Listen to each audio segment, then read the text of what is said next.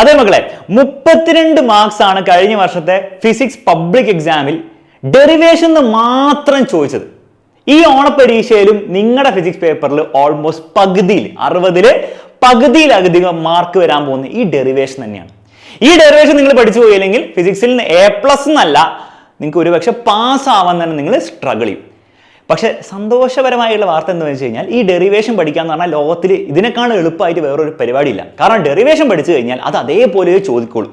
Just by heart പഠിക്കുന്ന പോലെ തന്നെയാണ്. ബൈഹാർട്ട് അല്ല പഠിക്കേണ്ടത്, മനസ്സിലാക്കിയാണ് പഠിക്കേണ്ടത്. പക്ഷെ അതുപോലെ തന്നെയാണ് പഠിച്ചാൽ അതുപോലെ തന്നെ വരും. അതുപോലെ തന്നെ എഴുതി വെച്ചാൽ ഫുൾ മാർക്ക് ആയിരിക്കും. അവിടെ ഇവിടെ മാർക്ക് പോകാനുള്ള ഒരു സ്കോപ്പ് പോലും ഇല്ല. അപ്പൊ നിങ്ങൾ എന്താ ചെയ്യേണ്ടത്? ബുദ്ധിയുള്ള +1 വിദ്യാർത്ഥികൾ എന്ന നിലയിൽ നിങ്ങൾ ഫിസിക്സ് പരീക്ഷയ്ക്ക് മുമ്പ് കംപ്ലീറ്റ് ഡെറിവേഷൻ പഠിച്ചു പോകാം. കാരണം ഇതിൽ ഈ 32 മാർക്കിൽ ഏത് ഡെറിവേഷൻ ചോദിക്കുന്ന കാര്യം എനിക്ക് പ്രെഡിക്ട് ചെയ്യാൻ പറ്റില്ല. പക്ഷെ മുഴുവൻ പഠിച്ചു കഴിഞ്ഞാൽ 32 മാർക്കും കിട്ടും എന്നുള്ള കാര്യം എനിക്ക് ഉറപ്പ് പറയാൻ പറ്റും. അതിന് നിങ്ങൾ ചെയ്യേണ്ട വളരെ സിമ്പിൾ ആയിട്ടുള്ള കാര്യമാണ്. താഴെ ഈ വീഡിയോന്റെ താഴെ ലിങ്ക് കൊടുത്തിട്ടുണ്ട്. ഓൾ ഡെറിവേഷൻ ലൈവ് എന്ന് പറഞ്ഞ ലൈവ്.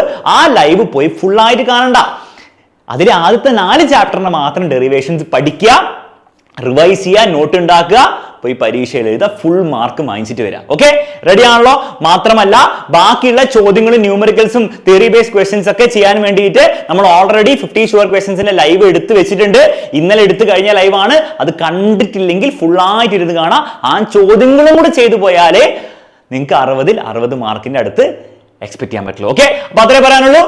എല്ലാവരും ആ ഡെറിവേഷൻ ലൈവ് ചെക്ക് ഔട്ട് ചെയ്യുക, കംപ്ലീറ്റ് പഠിക്കുക, സെറ്റ് ആക്കുക. ബൈ.